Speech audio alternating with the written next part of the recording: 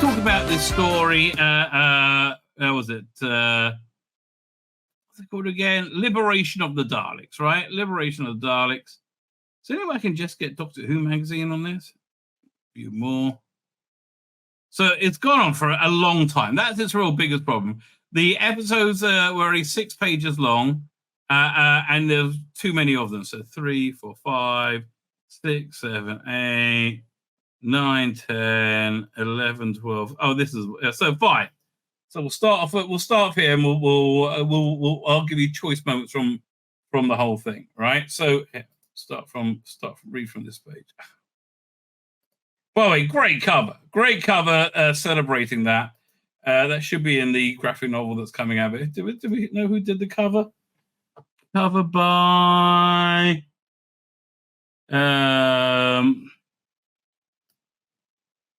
Deputy Editor. Who did the cover? It should be right there. No.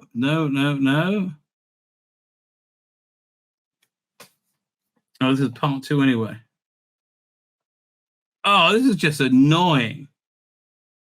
Anthony Lamb. I think Anthony Lamb probably did the cover. Would be my guess. Right. So anyway, I'm in the wrong issue. I got to go to the one before this. I forgot.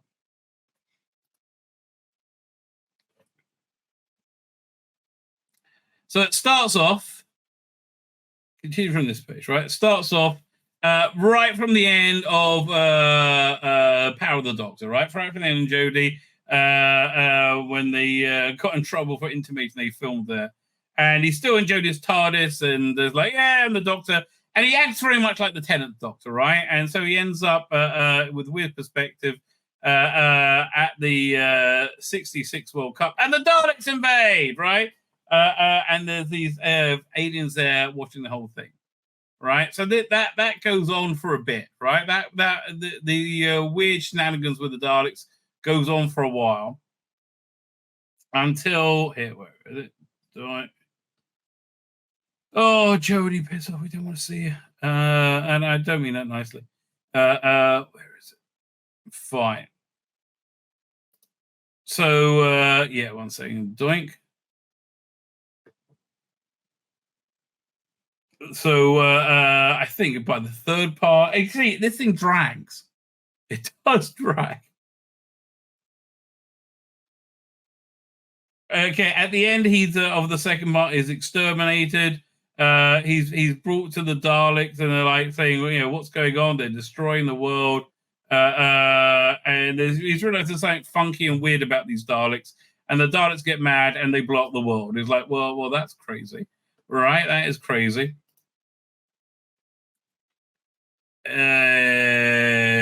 Next part. Here it comes.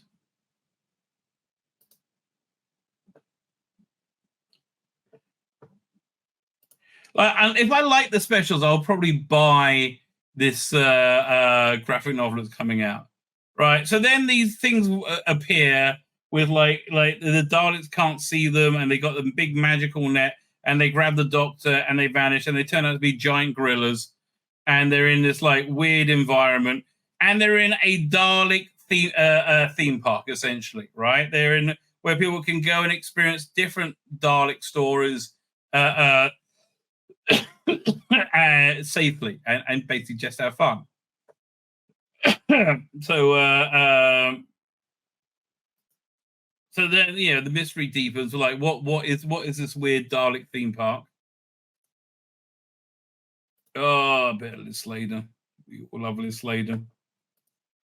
Right, so you see Daleks in different environments. Daleks in Camelot, all these different types of Daleks, and you got lots of anthropomologized animals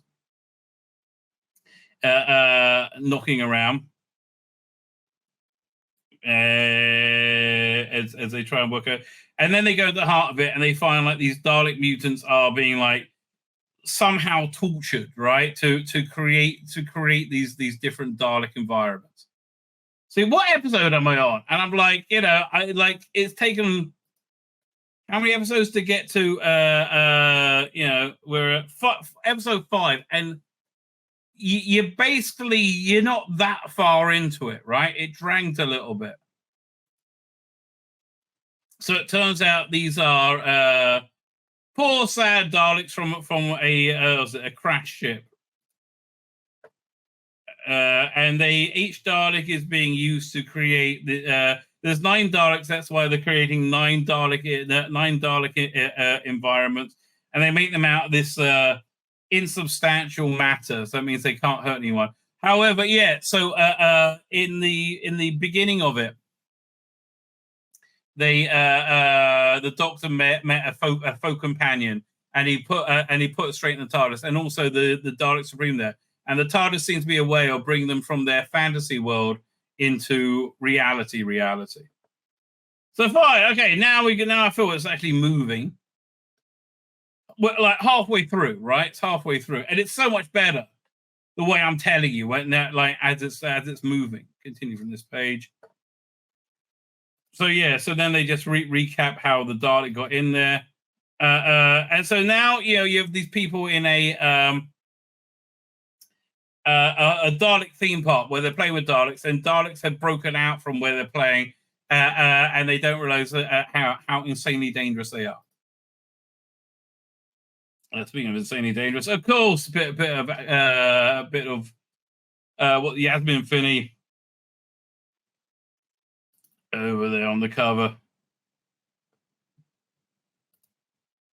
So I think we're up to part 8, right? And they're just trying to establish that these Daleks are not such a big threat when they come out their environment, right? And so where we get up to, so now so then you get like the TV-21 Skaro Daleks are being. This is kind of fun, right? This is I'm kind of talking into it. So like there's so much of narrative moves to the this type of Dalek, and I like the way they play with different fictionalized Dalek universes. They did that quite a lot with, who was that? Alan Moore did that with Supreme, or is it called Supreme? Where when they was being rebooted, right? And they talked about all the different versions of Supreme. It was essentially Superman, right? So yeah, so then that leads way into this really quite nice pastiche of the Dalek strips, which is where they are now. And you have the Daleks from who look like real normal Daleks in the real world, and they eventually fall apart. Yay! Right. Still, they got the Jodie's TARDIS. They haven't got rid of that. And how they get him over there? So he gets into the TARDIS. We're just going to fast forward a month, a week, a year, a bit. We've also automated. I promise you. So fine, they've gone forward in time about a month, and the gold TV-21 Daleks have taken over everything. Right, and again, I'm warming up to this story. I think something that really hurt it, I think, is the artwork. They had Lee Sullivan on the artwork, and he doesn't have the energy he did when he's young. You need a young, energetic artist. I think it was a mistake, right? I think you should have found somebody younger who liked Doctor Who, who's very excited by the opportunity. Now, again, what's really killed this story is the dragging overview of it. It dragged for so long. I think that if I enjoy, as I said, if I enjoy the specials, I would think about getting this graphic novel. Right. So then again, so now we're in like lots of machinations with the TV-21 Daleks, and it is quite lovely, right? How the different types of Daleks interact with each other. I like they're a Dalek wedding chapel. What episode we're on? Oh, this is episode 9, 10. Should say somewhere. Part 10. Oh, thank God it's nearly over. Again, you see how it's dragging? I'm like, oh, make it end already. Fine. So, wrong way. So he says, look, oh yeah, so fine. when the Daleks start to break out, you have this nice cameo from Nick Briggs as the he's basically plays Alexei Sayle from the same role Alexei Sayle played in Revelation of the it was Revelation of the Daleks, right? He's like the DJ, and it's very meta, right? Again, kind of cute, but the Daleks are somehow breaking out and taking over using the massive evil intellect of the TV-21 Daleks, and they create this this planet of cybernetic cyborg organic computer people to do, because the Doctor was saying the math is going to be impossible to work out how to convert you into something that's going to be solid in the real world, right? So they can do these impossible leaps of science in that type of world. But his companion who'd been traveling with her from the 1966 Daleks invade the World Cup world, she's become somewhat sentient. She works out a way of breaking the connection to the real Dalek mind that's subordinate, and then she gets zapped. Right, the Dalek beings go right through the Doctor because he's real, and they're non-corporeal. 5. Was that this issue or was that another one? Let's have a look. 5. So then again, doing this overview has really won me over. Really, it's actually really genuinely won me over, right? So now you've got the TV-21 Daleks. Who wrote this? Alan Barnes, right? Alan Barnes is always solid, right? He's always solid. So this is kind of a celebration of the different bits of Daleks through the years.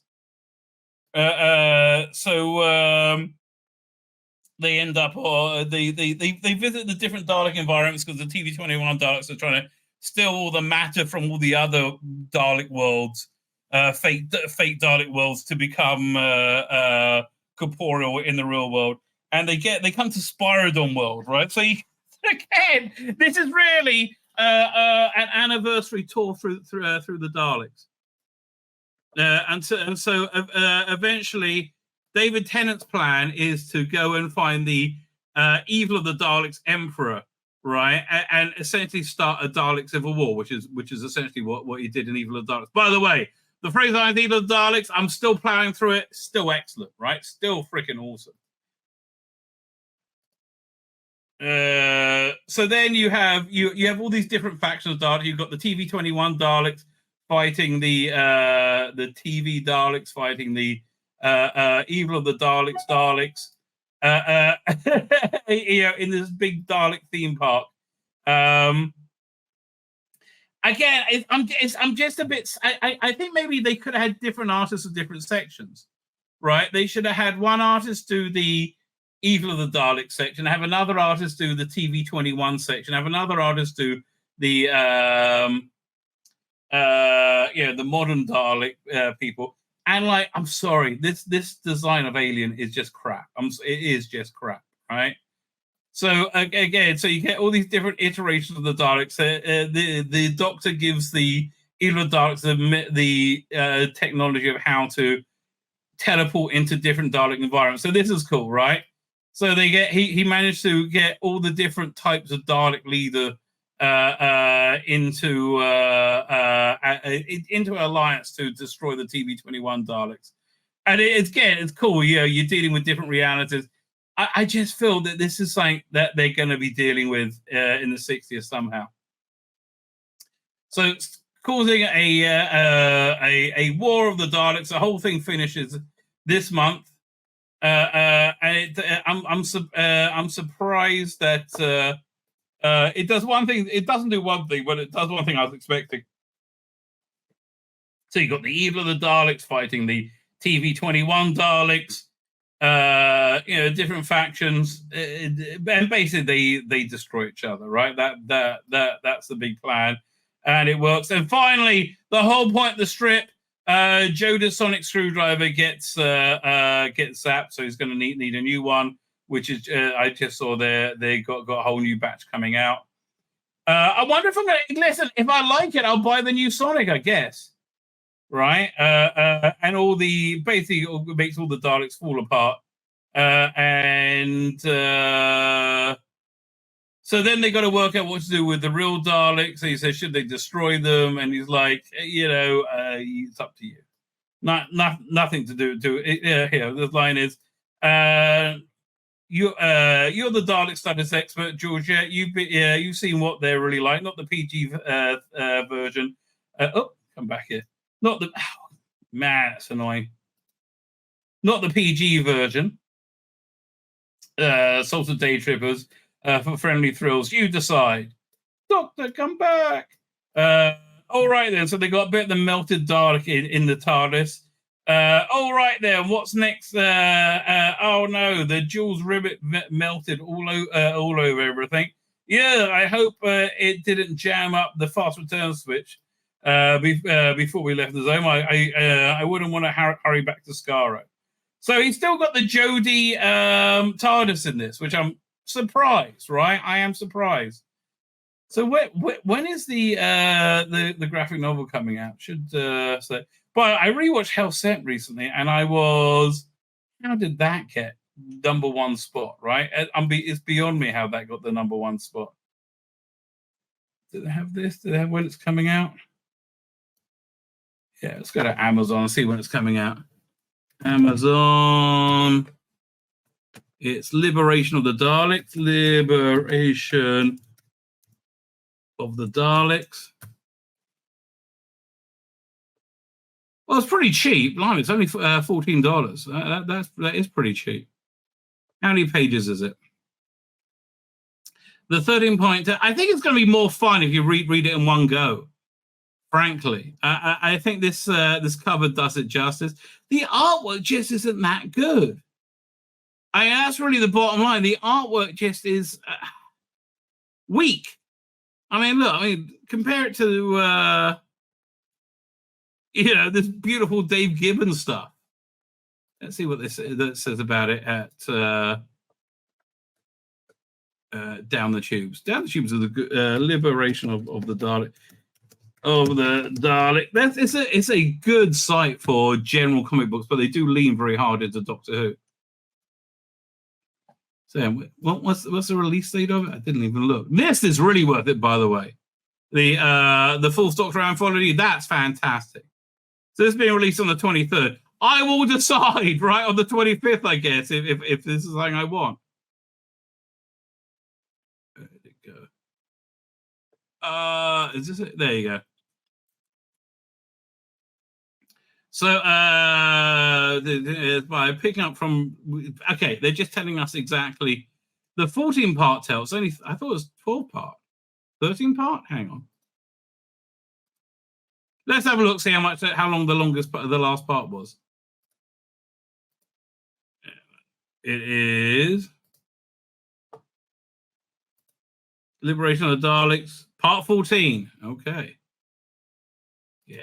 It did drag, but I think concertinaing it down to one episode, one thing, might make it a lot more readable. But why do I want to connect it? Here's the thing: why do I want to connect this to the Jodie Whittaker era, which it basically does? If that's not going to be retconned away, right? Why would I want to do that? I don't know. This is kind of for the completist. Again, I think it's a real mistake bringing Lee Sullivan back for it. I really do. Alan Barnes totally, 100% knows what he's doing.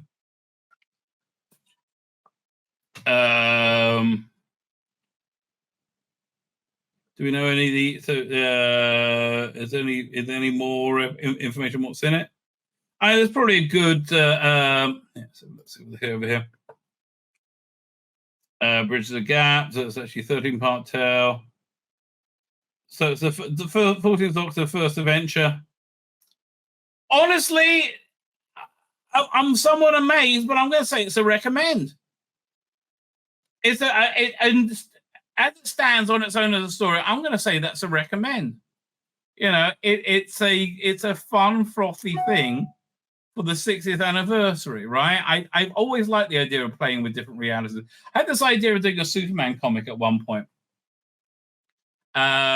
which is again, I would have to make my own character, but like I would start it off, very, very traditional. He's in his fortress of solitude, or if I was doing my own version, I have him in like a giant space station just at the bottom of Earth orbit, right? Just inside the atmosphere, and it'll be like on the top of it with this super dog, right? I think dog ownership is very very American. That's what Superman's all about.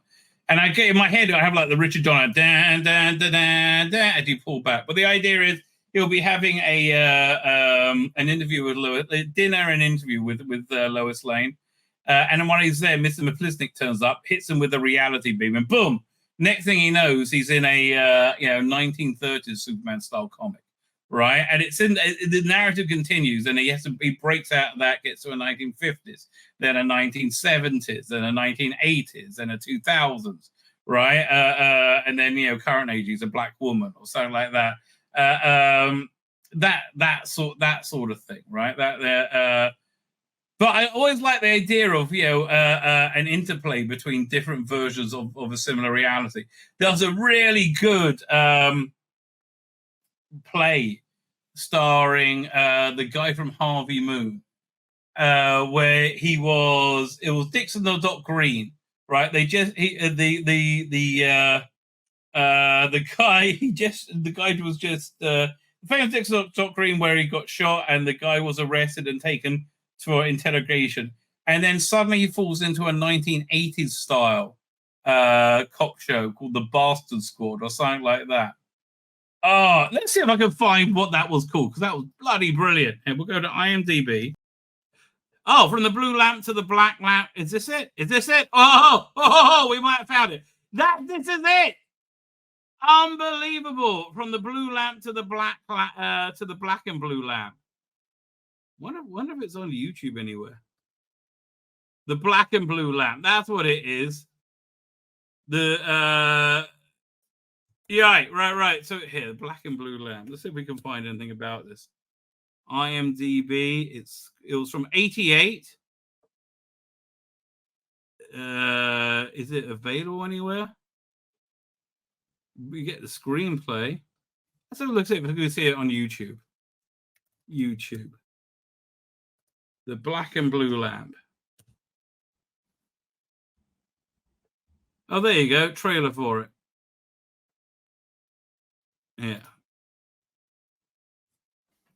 I'll download it. But this is, again, a genuine forgotten classic of British TV. I mean, it really genuinely is. It's brilliantly clever, right? It really is. But see, it's doing the similar thing that Liberation of the Daleks was doing, right? It was dealing with the meta nature of Dalek storytelling, which I think during the 6th anniversary, I think that's quite a clever idea. Here we go. Doink. I don't know nothing else. I'll tell you what you told us, Tom. You told us a load of old rubbish! Tonight, Screenplay brings the 40s screen image of the British Bobby into the 80s. A fictional crook from 1949 is dragged into a present-day crime series after shooting George Dixon.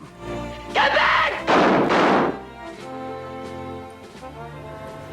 Good PR. Dixon getting shot like that. Couldn't have come at a better time. Are you going to tell us how you shot George Dixon? I shot Coco. Screenplay, a black comedy tonight at 9:25 on BBC Two. Yeah, again, that's really clever, right? That was really clever. That's a recommend. My name's Tzvi Lebetkin, the Rabbi from another planet. Please like, share, and subscribe, and ring that little bell. Ring the little bell so you're notified when new videos drop.